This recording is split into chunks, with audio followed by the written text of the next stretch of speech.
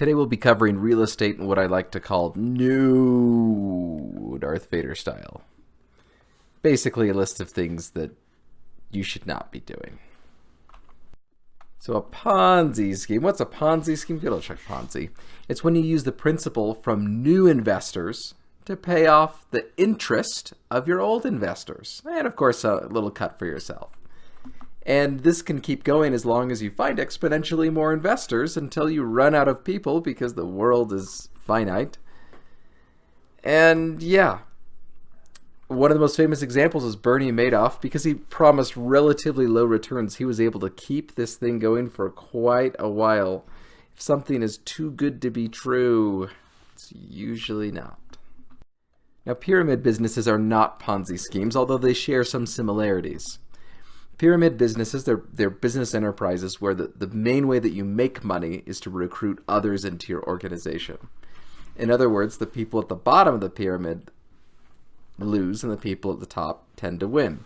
And because there aren't an infinite number of people in the world, a very, very small percentage of people who get into pyramid businesses succeed. Of course, financial professionals are going to say you shouldn't be involved with these, and in the United States they tend to be explicit pyramid businesses are essentially illegal. Now, a multi-level marketing company is not necessarily a pyramid business. Some MLMs, as they're called, are more legit than others. The primary red flag of a multi-level marketing company would be very large sign-up fees, generally combined with wholesale purchasing, where instead of you selling to someone else, you have to buy the product, then resell it to them. So it's a combination of very large sign-up fees and wholesale purchasing. And for example, one very popular multi-level marketing company, the Federal Trade Commission in July 2016, they ruled in relation to that company that defendants' compensation program incentivizes not retail sales, but the recruiting of additional participants who will fuel the enterprise by making wholesale purchases of product. That same Federal Trade Commission report said, the overwhelming majority of distributors make little or no money, and a substantial percentage lose money. So if this is something that you are going to be involved in, especially try and avoid those red flags at the least. Related to Ponzi schemes is affinity fraud. And affinity fraud, great article below walking through that. Please go through that. But as far as the types of communities where affinity fraud is most common, it's where there's high trust. So if people care and trust each other, then it's much easier to con them. That doesn't make them bad people. In fact, that might make them even better people because they're caring and trusting of the people around them. As far as the ways to avoid affinity fraud, the easiest way to avoid affinity fraud is to stick to actual financial securities on public exchanges that have been vetted, and you are far less likely to be scammed out of something that's publicly traded rather than something that your neighbor tells you about. Now, day trading is a concept where you spend your day buying and selling stocks, options, foreign exchange, other financial instruments, but that you start the day in cash, and by the end of the day you sell all your positions and you're in cash again. If the previous lesson on investing wasn't enough for you, you'd be unsurprised that this is not something that unsophisticated investors should be participating in. If you were to make money consistently doing this, you'd need to outsmart some of the smartest people in computer programs and supercomputers in the world. And I know some of them, or at least some of the people who program them as well. And just don't try it. This is very, very, very likely not for you. Now, I include annuities in this section, but in reality, annuities are a valid investment. It's just that there's a long history of bad behavior in the annuities business. But what is an annuity? Is that you pay a lump sum of money, and there's basically two types of annuities. One is you get a set payment every month until you die. This is called a life annuity. Or you could receive a set payment every month for a number of years. So that would be a fixed period annuity. With a fixed period annuity, if you run out of that period before your life ends, then you just don't get any more. And if it were to continue, then maybe your beneficiaries would get that.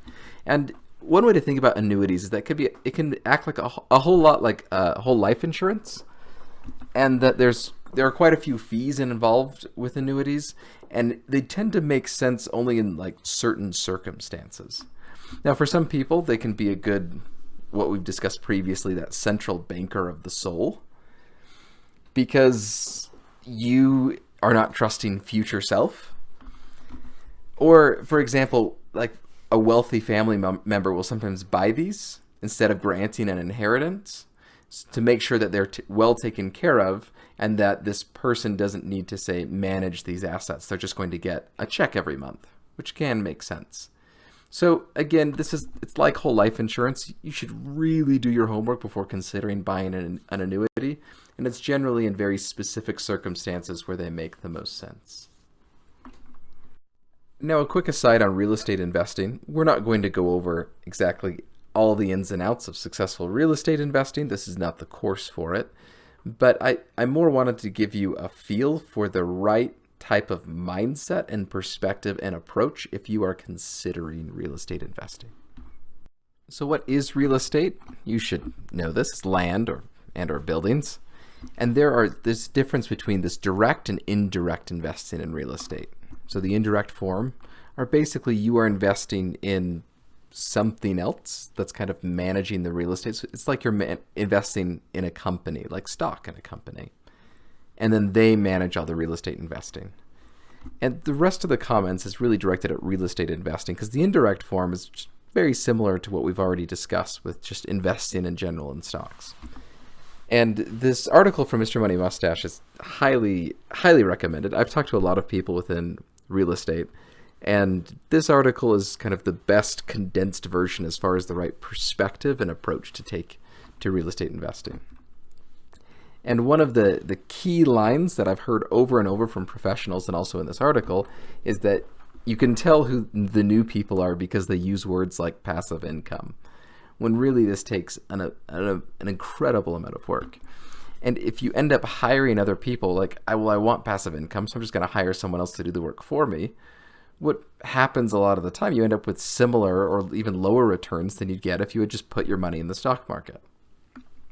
So if you go into real estate investing like you would do like a normal job, except this job, you're the entrepreneur, it's your money on the line. If you approach it like you are going to work, then you're much more likely to succeed.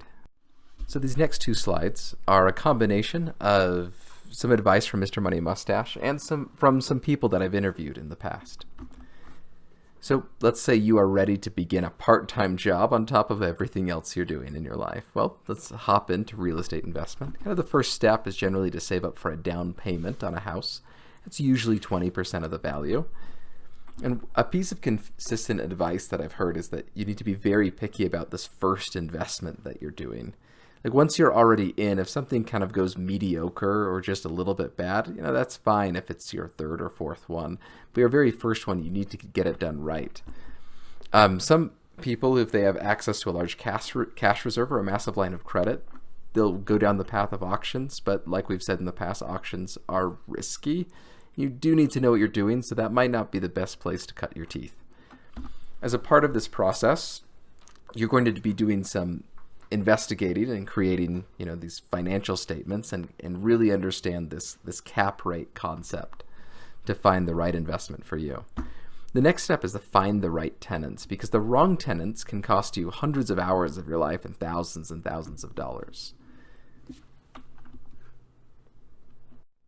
Other bits of advice from those that I've interviewed is to make sure you set up a streamlined system so that you can be paid, that you can pay all of your bills, that you can notify a tenant of non-payment, communicate with the tenant.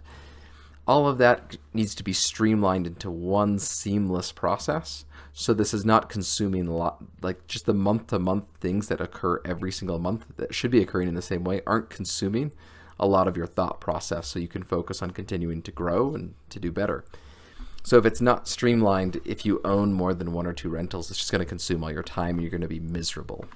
Now, once your property is cash flowing, you're paying down that mortgage, what you do is kind of the next step is considering getting a line of credit on the property.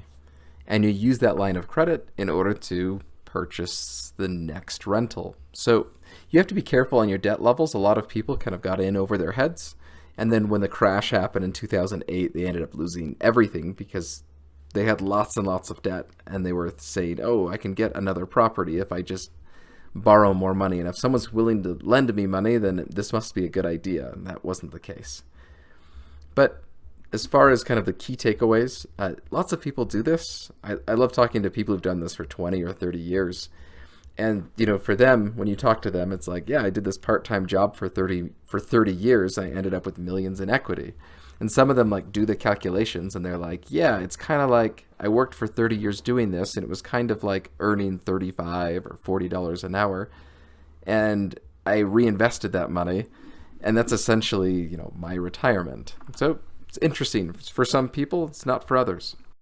And so you just need to have the right mindset, if this is something for you, that this is something you're working like a part-time job, not passive income.